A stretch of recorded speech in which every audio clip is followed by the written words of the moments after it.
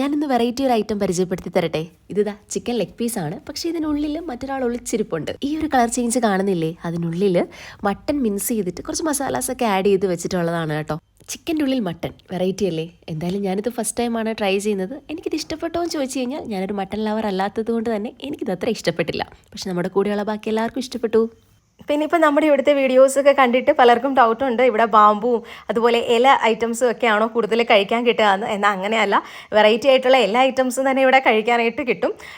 പക്ഷേ നമ്മൾ കൂടുതലും ഇവിടെ വന്നിട്ട് ഇവരുടെ ഒതൻറ്റിക് ആയിട്ടുള്ള കാര്യങ്ങളാണ് കഴിക്കാനായിട്ട് ശ്രമിക്കുക. അതാണ് കൂടുതലും നിങ്ങളിലേക്ക് എത്തിക്കാനും ശ്രമിക്കുന്നത്.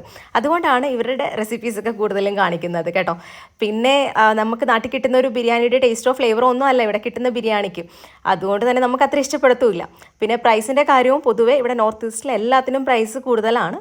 ഫുഡിൻ്റെ കാര്യവും അതുപോലെ തന്നെയാണ്. ബിരിയാണിക്കൊക്കെ നാട്ടിൽ കിട്ടുന്നതിലും ഒരു 1.5 ഇരട്ടിയൊക്കെ കൂടുതൽ പ്രൈസ് വരും കേട്ടോ.